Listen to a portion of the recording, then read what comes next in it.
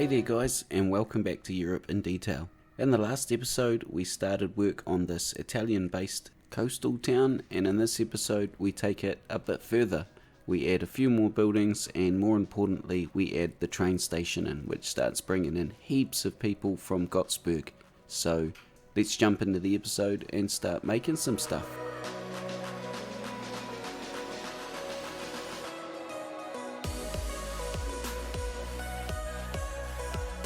So first things first, let's swing around and have a look at the area where we're going to be building. I've had to make room for an invisible train station down here, so there's one end here that you're looking at with surface networks that looks a little bit ugly, and we're going to look to hide this while we make this train station with a few buildings and stuff. So the first thing you'll see me do is we do a little wee bit of terraforming on the top of this hill and make it a little bit sharper, and then it's basically about swinging these roads around and getting the train tracks at the right height and making room for the station. The invisible train station that I've got is really perfect because it lets me create my own one from scratch. But one thing that was a little bit annoying was it still required a huge amount of room, just like the vanilla one. So this little train track here in real life is only visible for about 50, maybe 100 meters. So this station is much longer than that. So I have to do a whole lot of crafty stuff with buildings and tunnels, and yeah, I guess at the end you probably only see maybe 20 or 30 meters of the track. So I cover up a fair bit of it. Because of the way I've done it as well, the train tracks are a little bit glitchy where they're supposed to be tunnels entering the terrain. So I've actually had to make my own. Actually, I am hoping to upgrade the entire rail system to Revo's new Europe train pack that he's made. I think it's called Railway 2. So I'm hoping that train pack has rendered tunnels and I can upgrade all of these directly and we can have a proper train ride later on. So now you'll see me hook a train line up from Gotsberg up to this little town here, and I'm using one of Revo's really nice Swiss style trains. It's a really beautiful red train. I'm not a train guy if you can't tell, but I enjoy them cruising around just as much as the next person. And let's be honest, the vanilla train is horrible, absolutely horrid to look at. So once this line is all hooked up and we're finished, I wait a little bit so that the train turns up and I can make sure that it's lining up nicely with where I want to build the station. Then we can start to put that station together, and it starts with running a pedestrian path down so there's access to the invisible train station, and I use procedural objects on a big stone bridge, like arch style bridge, and put that under the road here, and I think this looks really cool with the train station underneath it. And I also use an arch prop to create a sort of tunnel for the train. The buildings around here are just general residential, and I'm trying to put them everywhere. Maybe this train line used to be an old walking trail or an old service road or something, and these buildings were here before it was a train line, but I think it gives the area much more character than, say, using stone retaining walls or something like that. And now with that little piece of the train station done, I can move out to the immediate surrounding area and use some surface networks here. These are cliffs, these particular ones, and I just want to try and cover up this hole a little bit. We are going to have buildings predominantly in this area, but this gives us a better start than just sort of hanging them in mid-air. And I've had to use procedural objects on these buildings to get rid of the terrain underneath them and the connecting base to the ground so that the train line can run underneath. So at the moment the tunnel's not rendered, but like I mentioned earlier, I'm hoping to upgrade those railways in future, and I'm kind of just trying to future-proof here with this. So a couple of these buildings are slightly bigger, sort of hotel style buildings, and a couple on the very outer edge I've been able to keep as actual buildings and use the buildings spawn point mod. Not very well, as you can see here. It took a little bit of adjusting, that poor truck driver, but after a little while we get all of these buildings in and it looks really cool, and there's actual pedestrian paths running all through here accessing various parts. Then I want to actually jump over and experiment with different methods of access to higher parts of the town via roads and paths.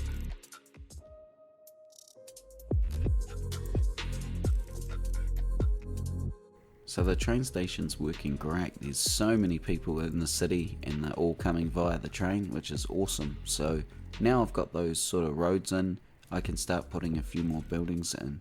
And I mentioned earlier in an earlier episode that I wasn't going to put any roads in aside from the main one through the middle.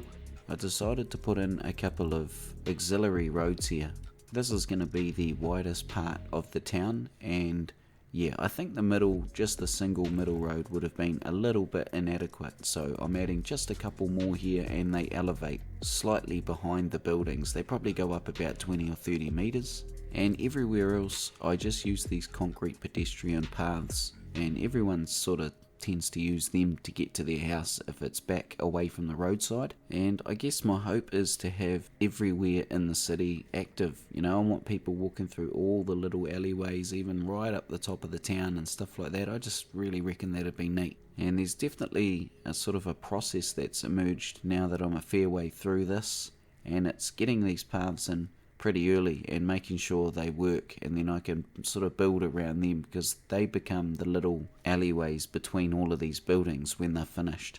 So with those in place, I can carry on putting the buildings in and make my way back to the train station, filling all of this empty space up. I do, however, leave one part open where I put a few tables and chairs and things like that.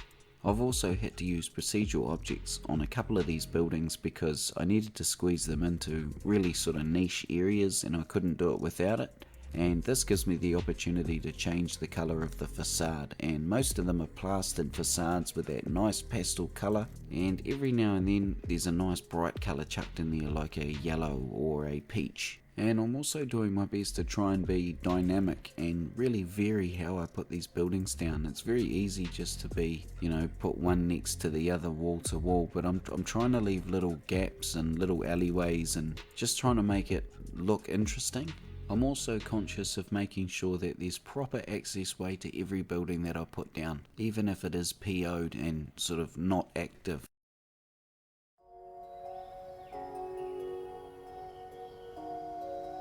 So you can see here we've got our path in, and we can start putting the buildings in following the contour of that path. The majority of these buildings are PO'd again, just like the other side, but I put a few cube services in these ones so that we get some pedestrians walking up these paths. The handful or so buildings that I haven't used PO on, I used the building spawn point mod again to get the services on that main road. In terms of the buildings here aesthetically, I've tried to vary them as much as I can, so height differences, width differences, some of them are sort of square and quite large, and others are skinny and very narrow, but they are fitting quite snug wall to wall in this particular part of the town. So at this point there is a heap of people using our train station, which is great. The area looks so flooded with life, and I want to move in a bit more closely and start detailing it. So at the top of the stairs here there'll be a very small courtyard with a couple of tables and stuff around it so people can move freely back and forth from the train station. You'll also see a few directories and timetables for the train station with scheduling for the trains. And I added a really nice round planter prop to the road that you'll see that I think looks really nice. I also want the area to look really aged, and I think it comes out looking pretty cool.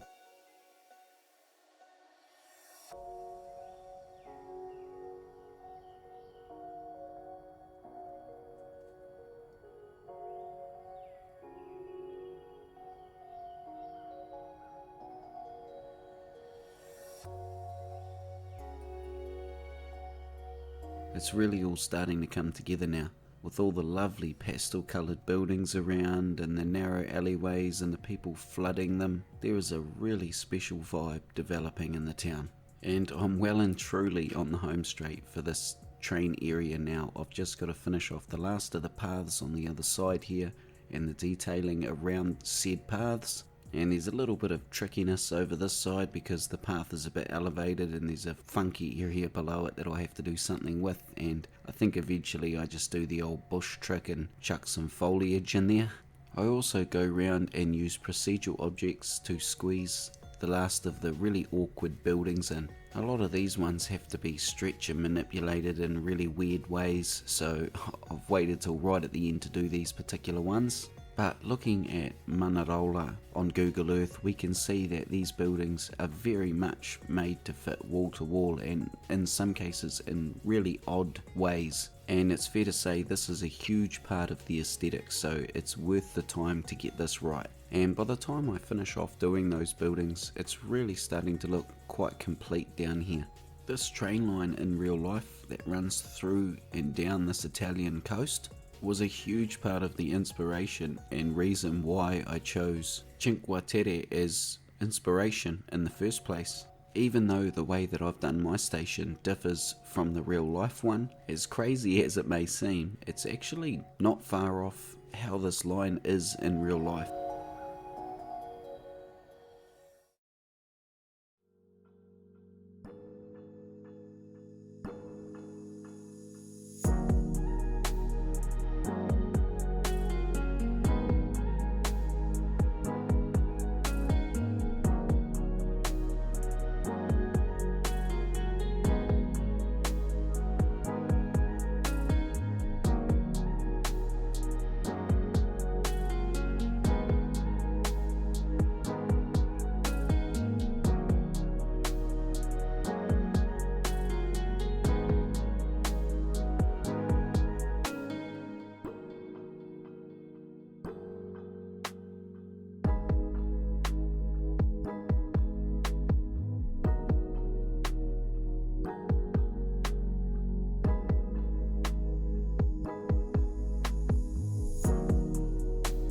One of the most striking features about Manarola is these buildings here that are perched right on the top of this cliff. They look precariously placed, to say the least, and to get these in the way that I want them to, i.e. to be functional, we have to get pretty crafty with some pedestrian paths and stuff. Also, another striking feature about the area, or at least I think, is that even amongst all these massive cliffs and these buildings placed really carefully, there's still these like vegetation plots and gardens, and a lot of them have direct access out of some of these buildings. There really isn't such a thing as wasted space from my observations. So we're following the same method that I used in the last episode with the Terra networks, but I'm just making two very small platforms here, or terraces, and they're going to have direct access to some really cool old buildings perched out on this cliff. And I was recently doing a little bit of research about Manarola,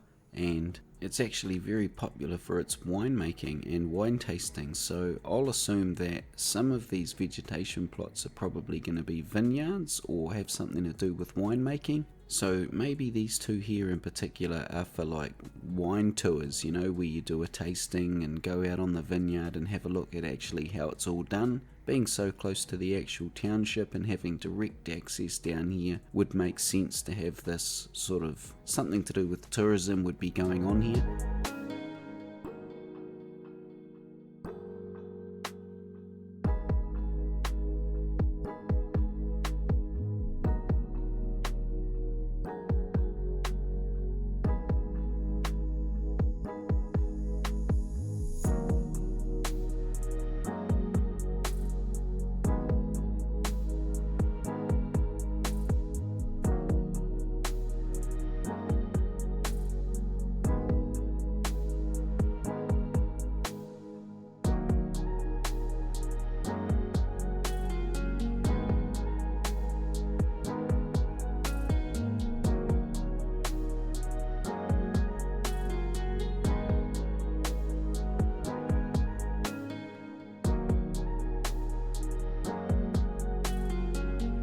Before I can finish off the area with buildings and such, I need to get like a road up here, and I'm using just a pedestrian road or a surface road, and then I'll use Traffic Manager mod to ban all the vehicles that I don't want up here. And now we can start putting in all of those buildings, and I gotta say it's a lot of fun putting these buildings in, and these ones in particular. Using Grey Flames rocks as well means that I've got total control over the buildings and the cliffs, so I can get them in just the right place to make it look like they were sort of built around each other. So I very carefully fill this first area up with buildings, and then we can extend the path a bit further up the cliff and carry on.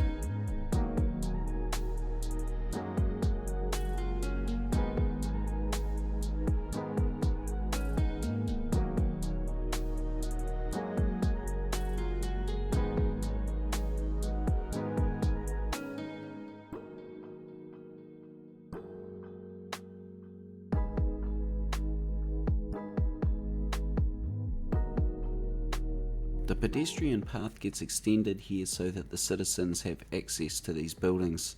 Then I use one of Lost Gecko's beautiful stone retaining walls and follow that round the shape of the path as neatly as I can. Then I can carry on with the buildings, and it's the same combination of procedural objects for some of them and real buildings for others. We use the building spawn point to change the service area to back onto one of the main roads, and eventually I put a public library cube service up here hidden in a building, so we get heaps of foot traffic up here, which looks really cool. So I placed the last of those buildings in here. Then I've got some really nice cinematic shots of the area, and then we move on to probably one of the more difficult builds I've ever done in City Skylines.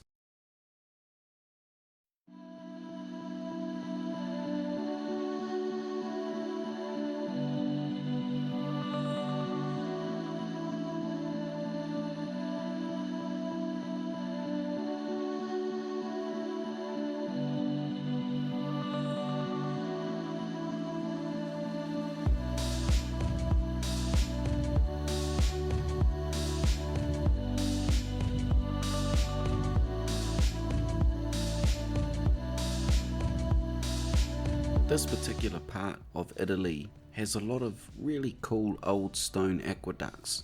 A lot of these aqueducts just catch the runoff from rain and then basically carry that rainwater from one area to another. So we're going to make one of these right now. So someone posted on Reddit the other day and asked if it was possible to replicate an aqueduct in City Skylines with real water, and I just happen to have a method that I know can work.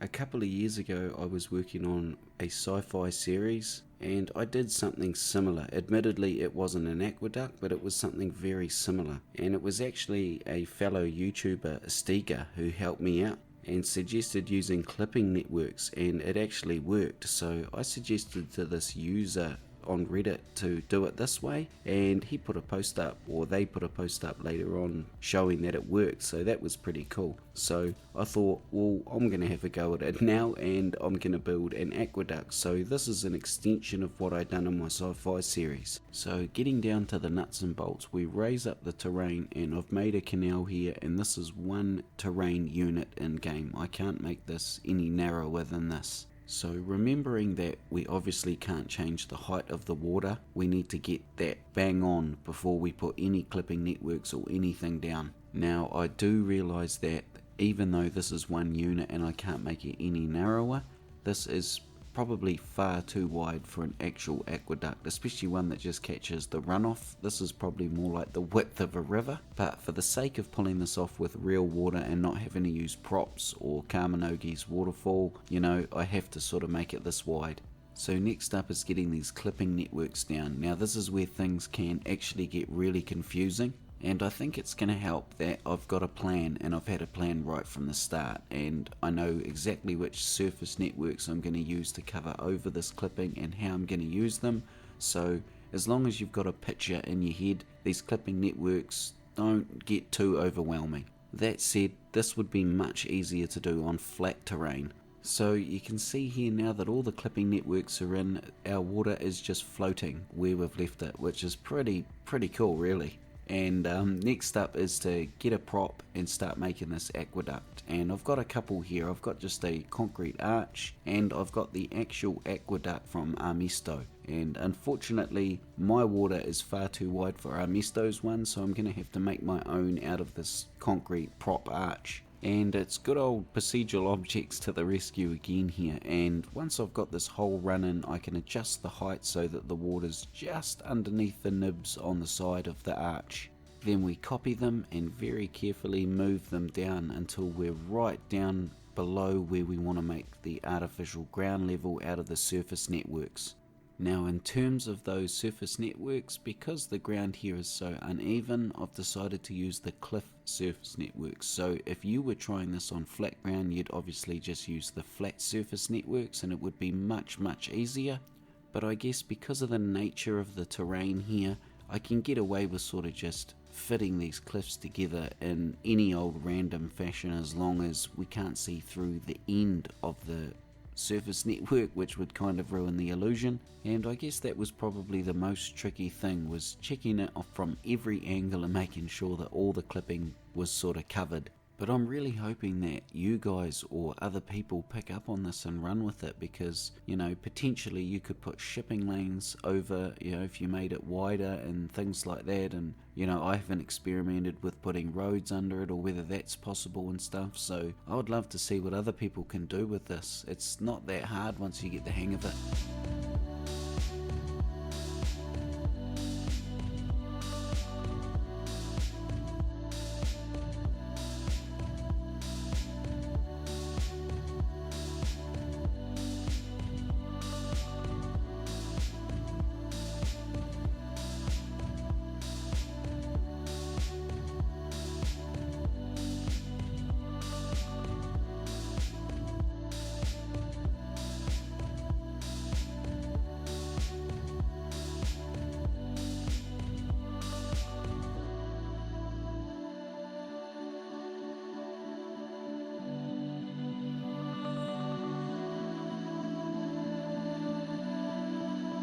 For some reason, putting the surface networks in has buggered up the water and the level's gone all over the place. So this is where things got really tricky. I had to try and play around with the terrain height without being able to see it, because I didn't want to take the clipping networks out. And unfortunately, this is just part of the learning curve, I think. So eventually I get it back on track and no problems.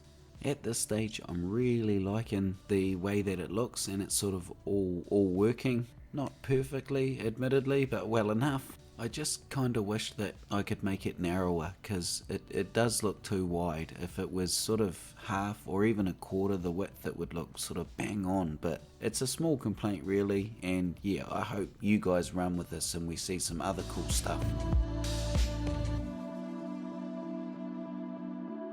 The last thing to do is add some detail, and I want to put surface networks underneath the water so I can add some decals, and we look to add some trees and bushes and yeah, just all those little final touches. You might also notice that I've changed the theme a little bit. The LUT or the LUT has changed, and the cliff texture, I've changed it to Eggsy's Italian Coast and changed the colour a bit, and I think it works really well with Grey Flames rocks. And with that, this aqueduct is complete.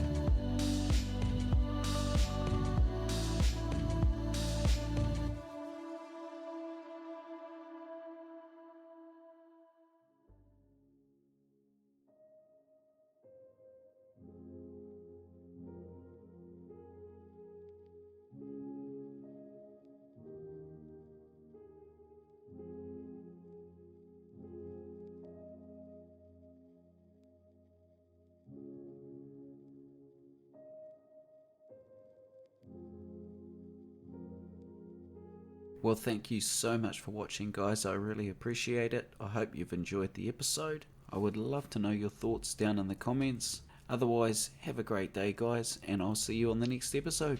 See ya.